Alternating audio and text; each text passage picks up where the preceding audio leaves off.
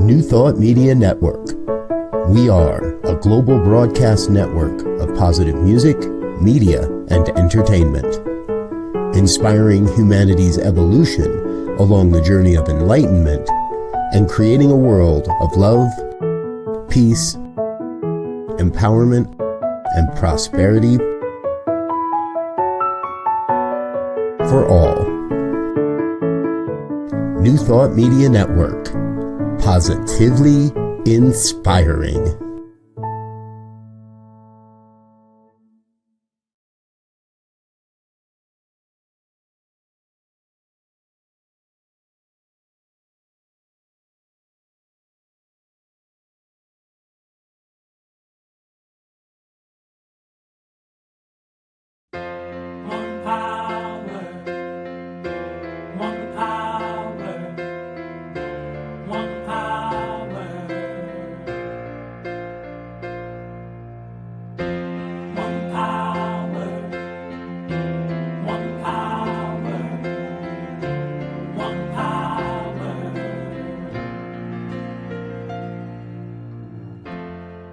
One power, invisible, and you see it everywhere and every day. One power, indescribable, and you speak of it with every word you say. Mysterious until you know the truth. As simple as the love inside of you. Call it God, call it Spirit, call it Jesus, call it Lord, call it Buddha, Baha'u'llah, angels' wings or heaven's door. But whatever name you give it, it's all one power, can't you see? It's the power of the love in you and me. One power, one power.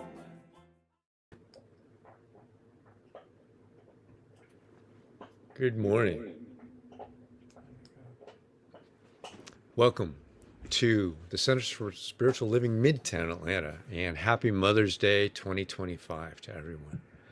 Such is the nature of life that all it asks and all it wants is the opportunity to appear. You are that opportunity, and so am I, and so it is.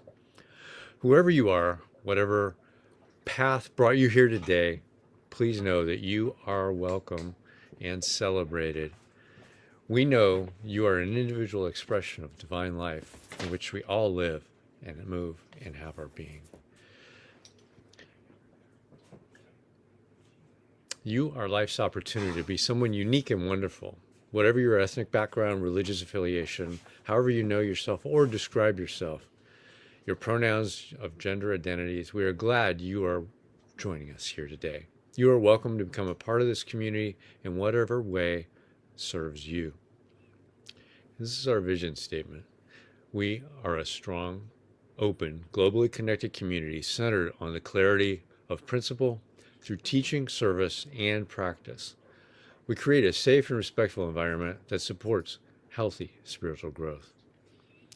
And now, our Declaration of Principles as written and abbreviated, by our founder, Ernest Holmes.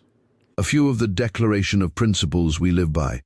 I believe in one God, one absolute power, and first cause to all things. I believe that this power is perfect love, and it creates out of a desire to express love.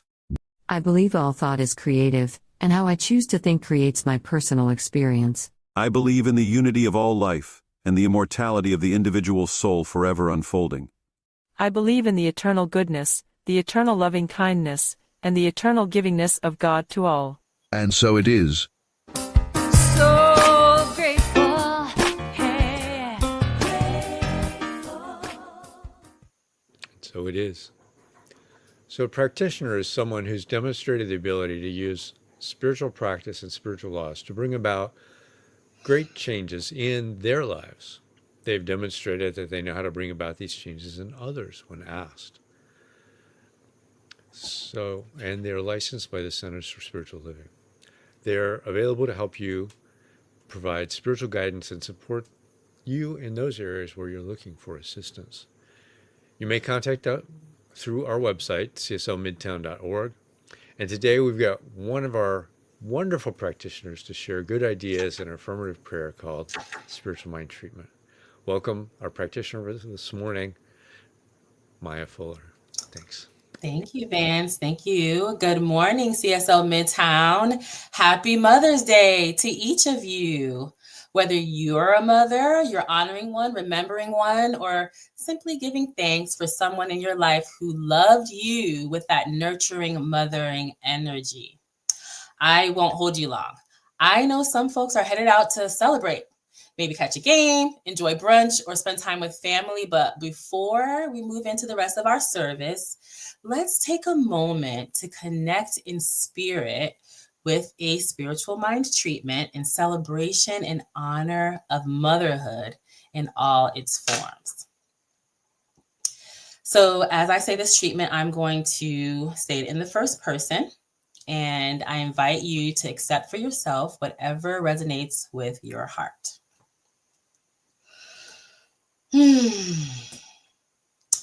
Today, on this Mother's Day, I take a moment to turn inward and remember the deep, loving presence that holds all of life. I call it spirit or God or simply love. And I recognize that this loving presence is always here. It nurtures, guides, and sustains everything.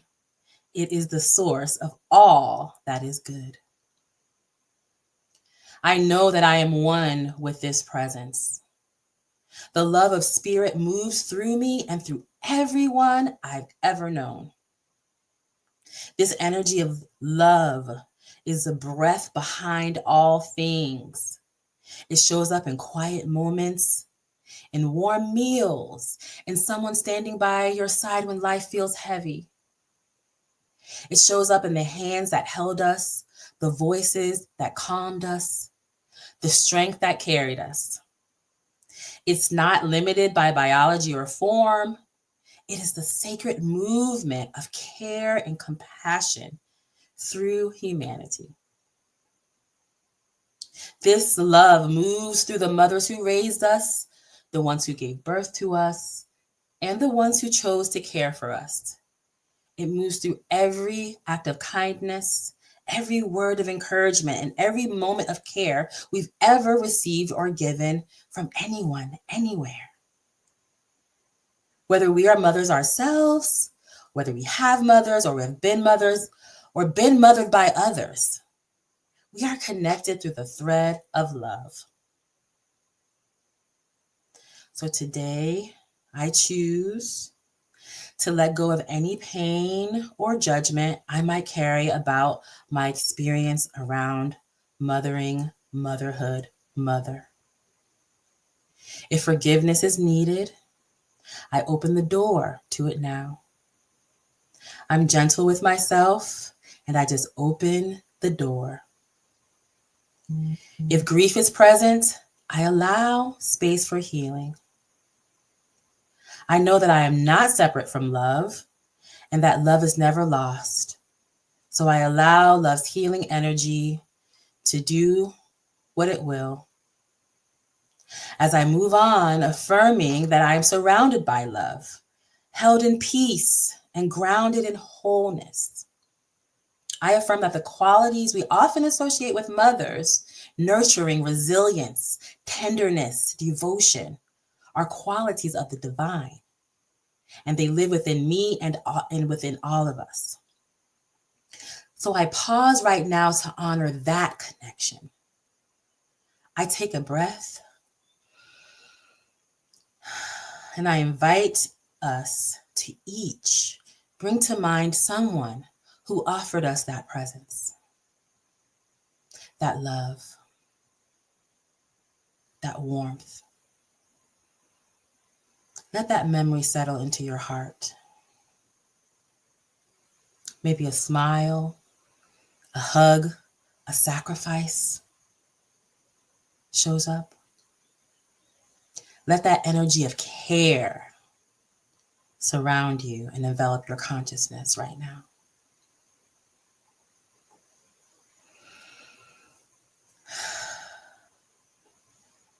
I honor every expression of mothering in my life with gratitude, compassion, and deep respect. I honor those who did their best with what they had, and I honor those who helped carry me when I couldn't carry myself. I give thanks for the love that has shaped me, for the love that I have had the chance to give. I'm thankful for the care, the memories, and even the lessons that helped me grow. I give thanks for all the mothers, biological, chosen, spiritual, whose presence continues to ripple through the world. And now I let this word of love go. I release it into the law, knowing that peace, love, and healing are already unfolding within me, through me, as me, all around me, throughout this world right now. I trust the process, I trust the love, and I let it be. And so it is. And now we move into our music for reflection.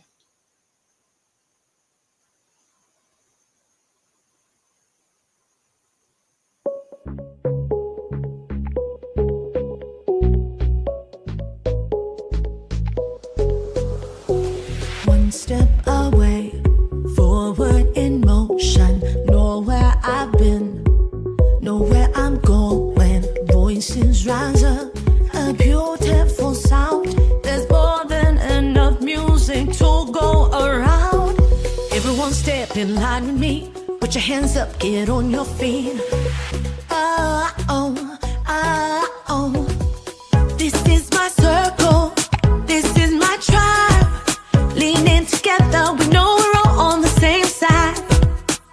We are stars in the same sky. Circle of stars in the same big sky. We burning brighter than before. We shining on forevermore. Circle of stars in the same big sky.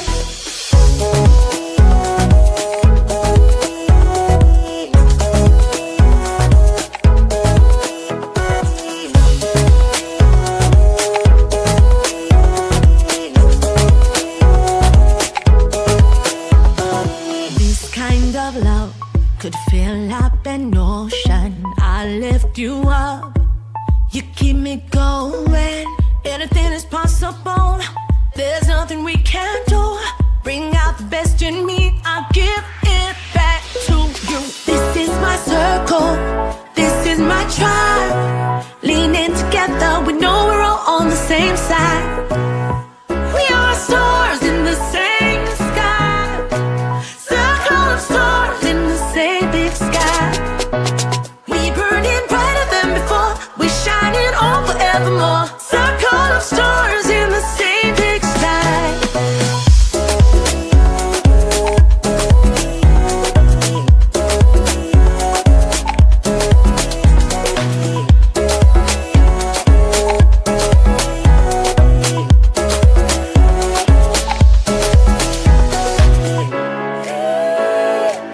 This is my circle. This is my tribe. This is my circle. This is my tribe. This is my circle. This is my tribe. Leaning together, we know we're all on the same side. We are stars in the same sky. Circle of stars in the same big sky. We burning brighter than before. We shining on forevermore. Circle of stars in the same big sky.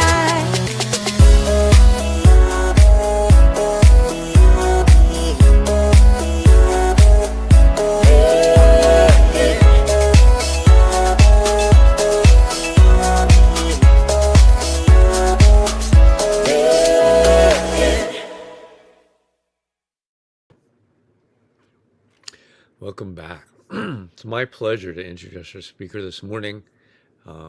She's a frequent speaker for us and a member of our community. Reverend Cynthia Paulsen is an interfaith and religious science minister, a divine science spiritual practitioner, motivational speaker, and author. Her sermons and workshops are deeply rooted in New Thought principles, inspiring personal growth and transformation. She's an author of Undoing the Knots, Reclaiming Our Good. She's currently working on her Doctor of Divinity with the Emerson Institute and is writing a new book and is happy to be living in Brookings, Oregon. Welcome back, Reverend Cynthia. Thank you, Dan. Can we just take a moment to talk about how incredible that treatment was that Maya just gave for us? Thank you so much, Maya. You know it's good when you start tearing up. I mean, wow, I needed that treatment. So thank you very much. Okay, let me get myself together here. Excuse me. Good morning, CSL Midtown. I'm so happy to be with you today on Mother's Day. So I subscribe to a lot of like social media accounts and email blog things for clergy, for ministers, right? And this past week, I have been seeing some interesting articles about Mother's Day. Did you know that there is a shift happening in churches and in spiritual centers to not acknowledge Mother's Day anymore, to avoid it altogether and not call attention to mothers or celebrate mothers during the Sunday service? And the reason is because this can be a painful day for people.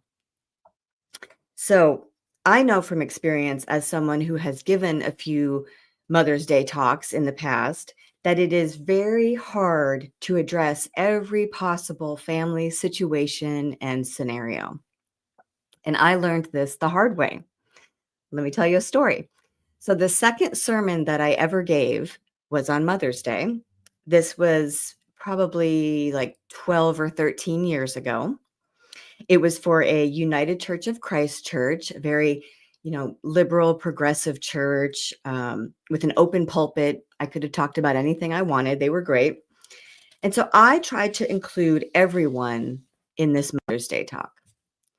Women who wanted children and couldn't conceive, mothers who adopted their children, women who didn't want children and did not have children, aunts who served as mothers for their nieces or nephews, men and women who were estranged from their mothers or had abusive mothers or absent mothers, people whose mothers had passed away, and on and on and on. And I thought I had it all covered.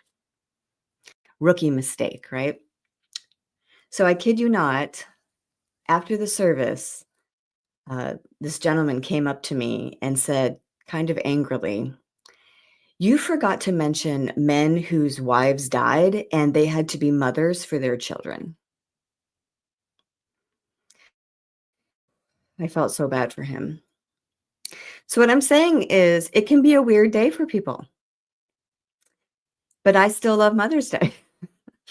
And I really wanted to talk about it. And I say that as someone whose mother has made her transition. She is here with me in spirit. And I also say that as someone, I'm a mother. I have an adult child who has set a boundary that I respect, and she wants no contact with me. So I still love Mother's Day. I love the energy and the idea behind this day. So if you celebrate Mother's Day, happy Mother's Day. If you do not, happy Sunday to you. So let's talk about Mother's Day from a spiritual perspective. That's why we're all here today. This day can be about so much more than just honoring our human maternal relationships. We know we're not just human, right? Yes, we are here on earth as human beings, but we are also eternal souls, one with the divine and all the divine aspects and characteristics. This day can be about honoring the unity of all life, the wholeness that comes from acknowledging the sacred feminine.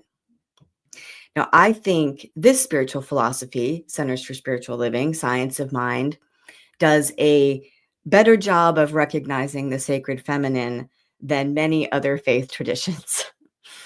The Science of Mind straight up teaches that spirit is the Father, Mother, God, that the masculine and the feminine principles both come from the one.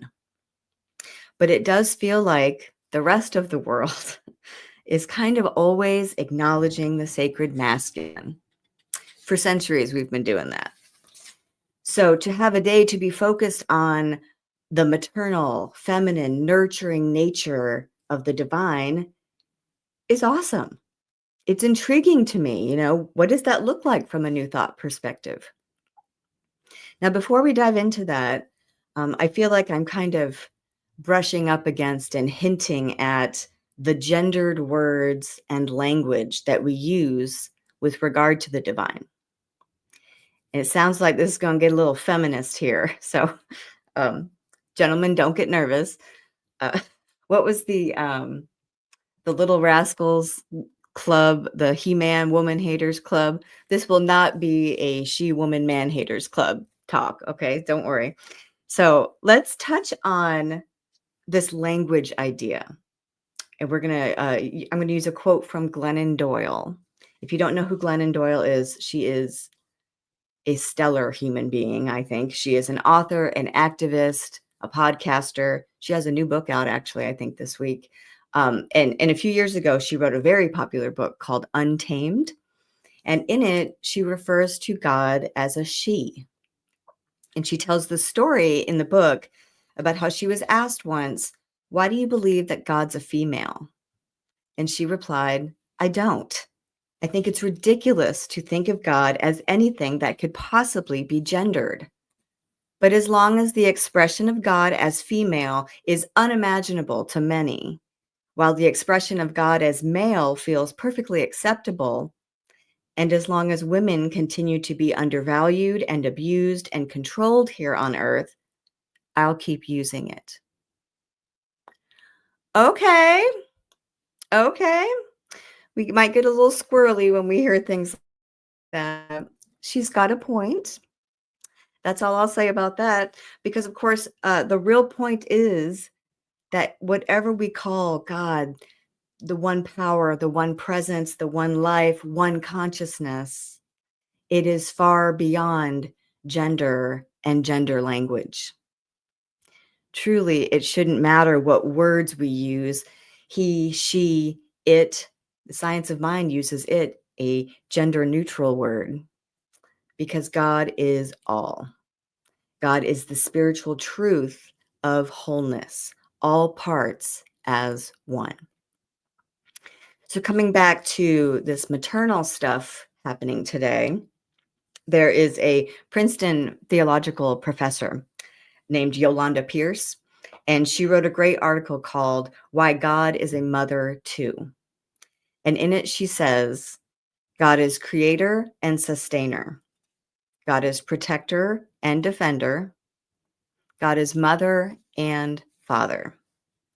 If we're humble, we know that human words and metaphors are incomplete and can never do justice to describing the majesty of who God is.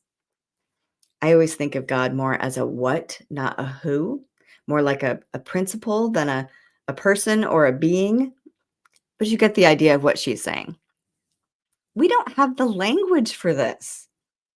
God is all, I'll say again, mother, father, feminine, masculine, female, male, everything in between, all. There is a great passage in the Science of Mind where Ernest Holmes talks about the mother, father, God, and it's frankly like a mic drop moment, so just buckle up for this. He is referencing Matthew 12, verse.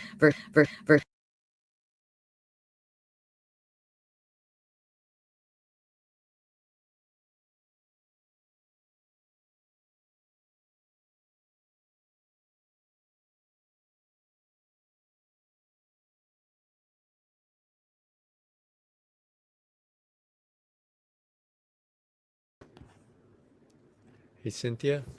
Yeah, we lost your audio just a second ago. So I don't know. It like went back up. All right. So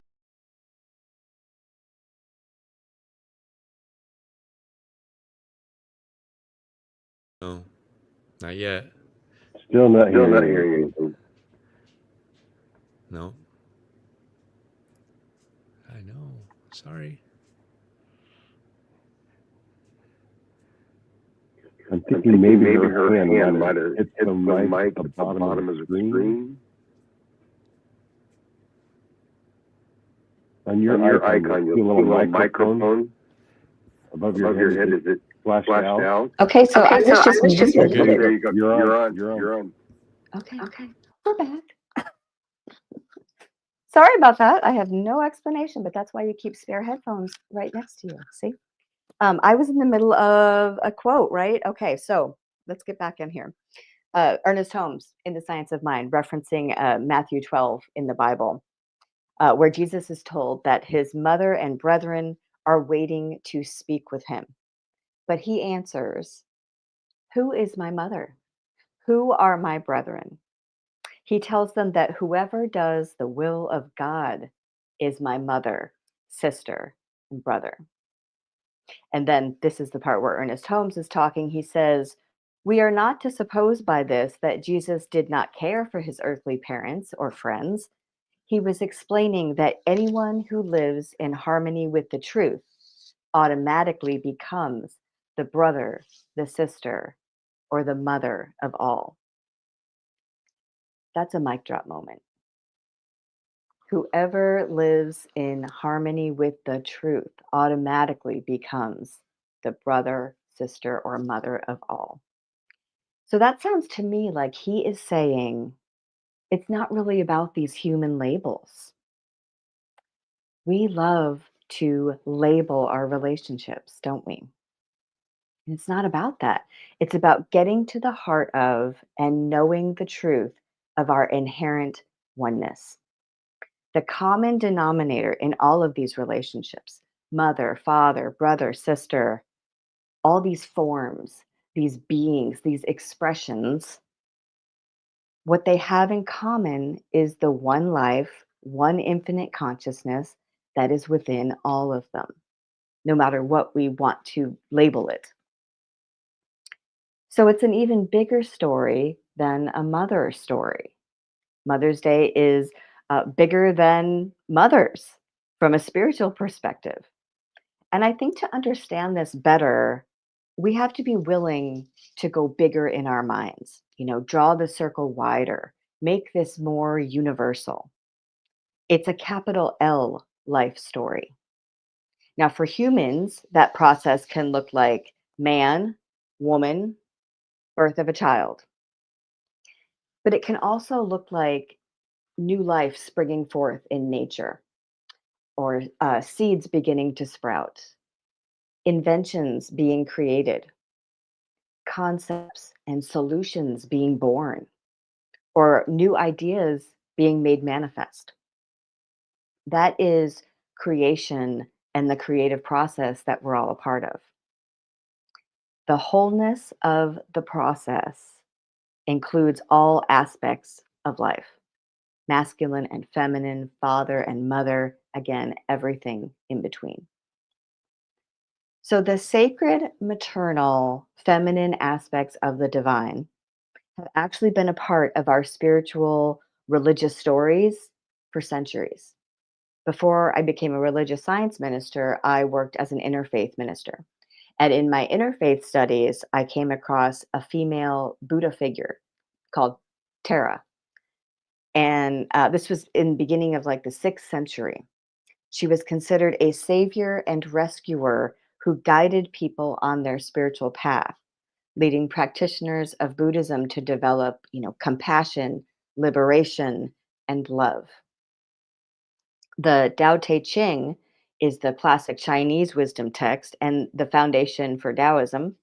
This was written around the 4th century, and there's a verse of it that's dedicated to the mysterious female energy that, like a mother, continuously gives birth to new life.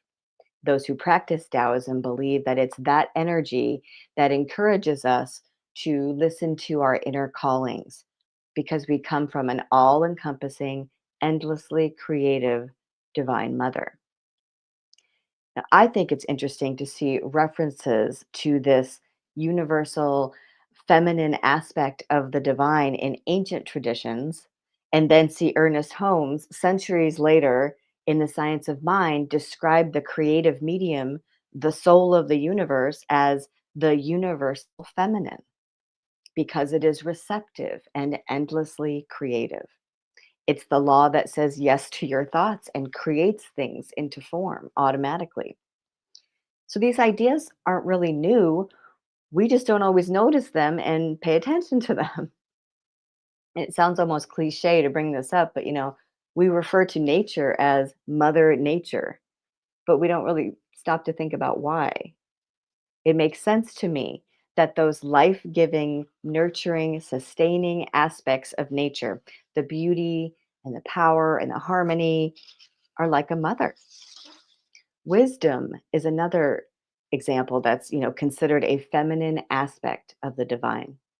The Christian Bible even personifies divine wisdom in scripture as a woman, using the pronoun she to describe it, viewing it as a nurturing, persuasive force associated with motherhood and care. So, God, or whatever we call it, spirit, universe, source, the feminine characteristics of it are real. Matthew Fox wrote in his book, One River, Many Wells, that the tradition of God as female and divinity as mother are deep among world religions. There is liberation in this insight and awareness. We liberate God as we liberate ourselves. The feminine insists on being heard today. I loved that quote because, yes, today, Mother's Day, the feminine is being heard. It's everywhere you look. If you walk into a grocery store today, you will see all the flower bouquets and the greeting cards and balloons and plants. If you try to go out to a restaurant today for brunch or lunch or dinner without a reservation, good luck. Good luck to you. Whew. Honoring the maternal, the feminine, the female is happening today. It's everywhere. Now, somehow, society decided that mothers want flowers and cards and to be taken out to lunch, which is great. No complaints. I'll take lunch. That sounds great. Now, that idea might come from florists and greeting card companies and the restaurant industry, maybe. I don't know.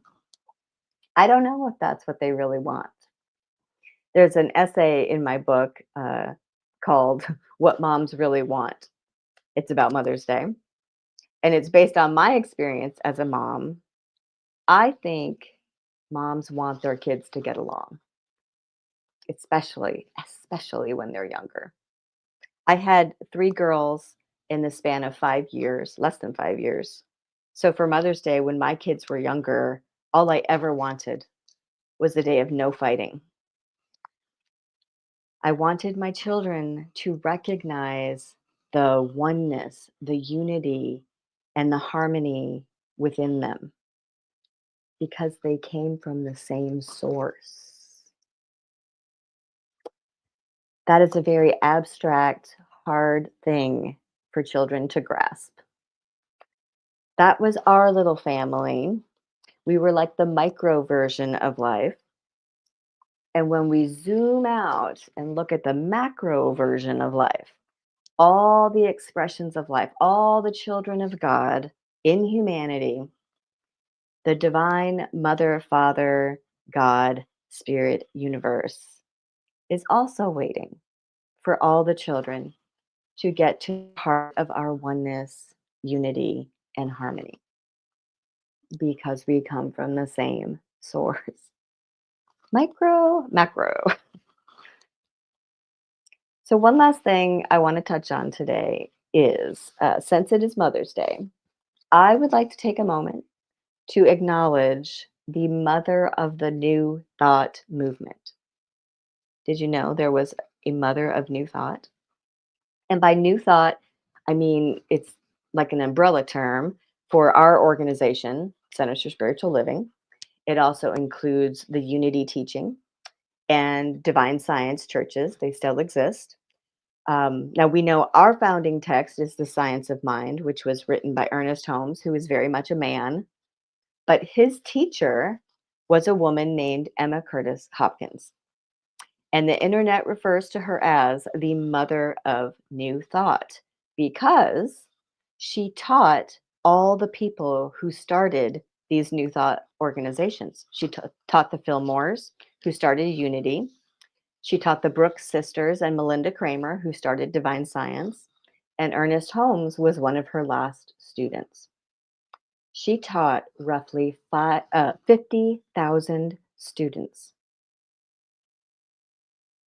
50,000 students. Can we just pause a moment to acknowledge, like, holy cow, Emma, that's a lot.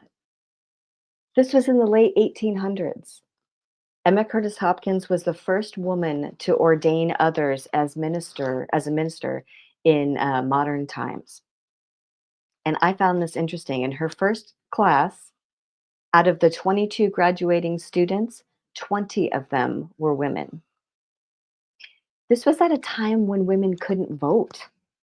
They could hold office or hold property. And she created her own thriving school and spiritual movement.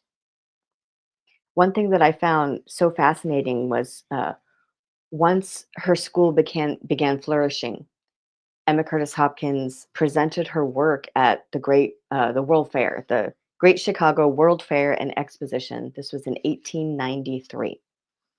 But she did not present in the religions pavilion.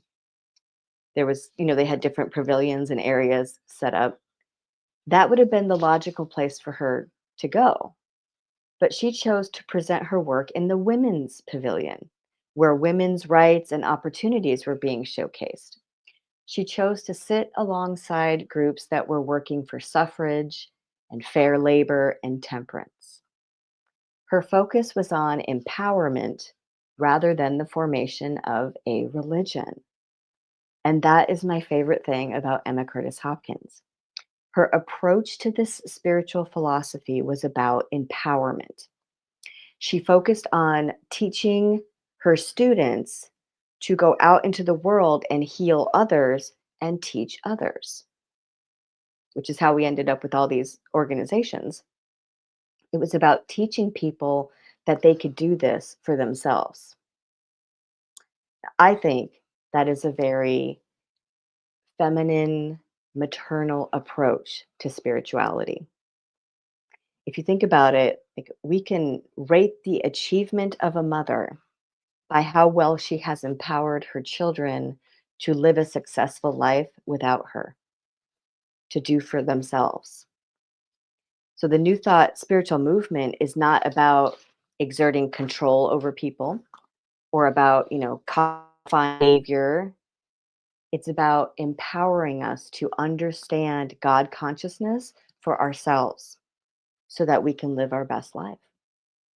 And as someone who works as a religious science minister and a divine science practitioner, that is exactly what the work is still today. When someone comes to me for a practitioner session, for help or for healing, my goal, my job is always for them to leave my office feeling fully empowered by spiritual principle, to have a shift in consciousness for themselves. So my point is not to exalt Emma Curtis Hopkins as much as it is to just acknowledge that this teaching would not be what it is today without her influence and guidance. So I am grateful for Mama Emma. I am grateful for the Divine Sacred Feminine. And I am grateful for all of you, CSL Midtown. I've had so much fun with this today. Sorry about the mic issue. Have a great Mother's Day. Happy Mother's Day and happy Sunday. Thank you, Cynthia. What an awesome talk this morning. Yeah, that divine feminine is definitely there, alive with us. So Thank you, and we'll see you on Zoom in just a little bit. All right.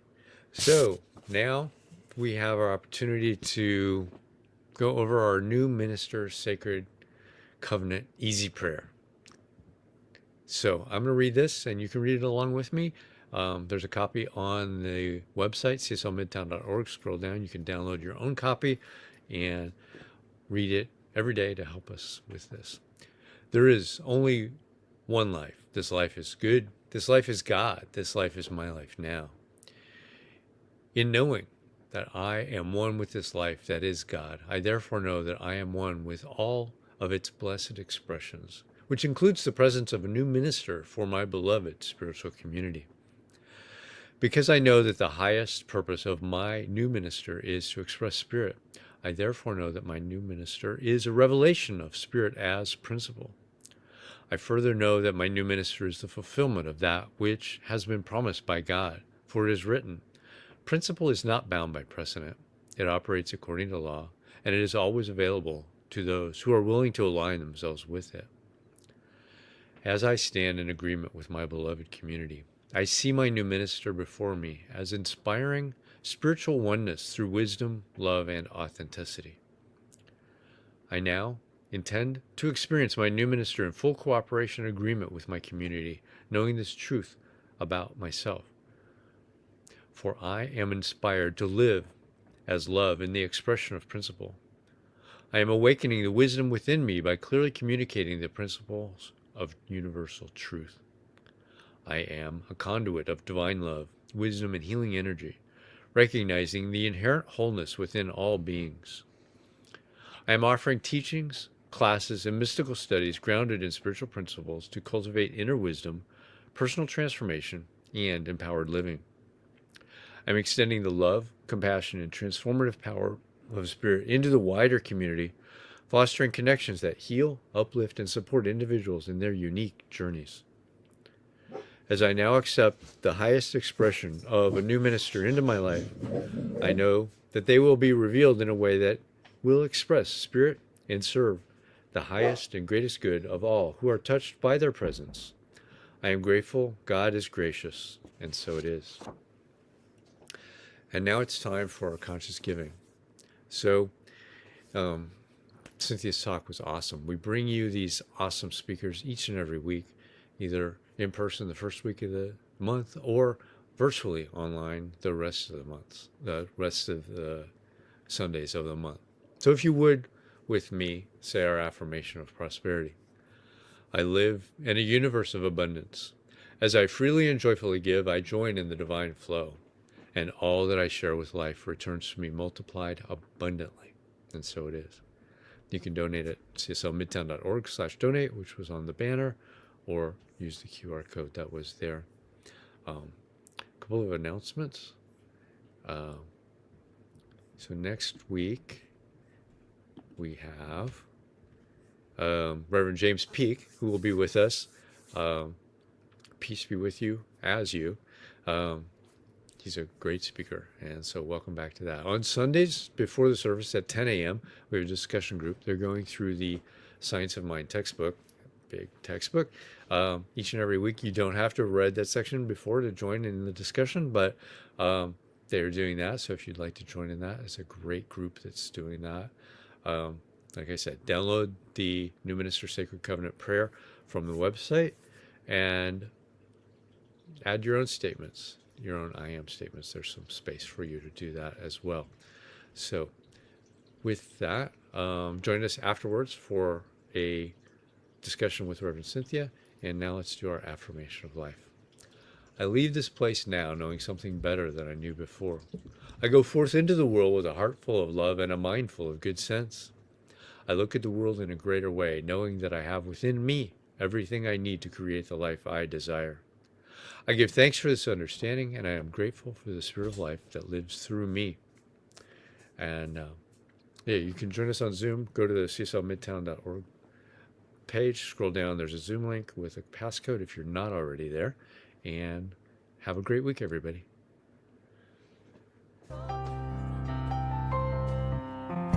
Hey, I'm so grateful.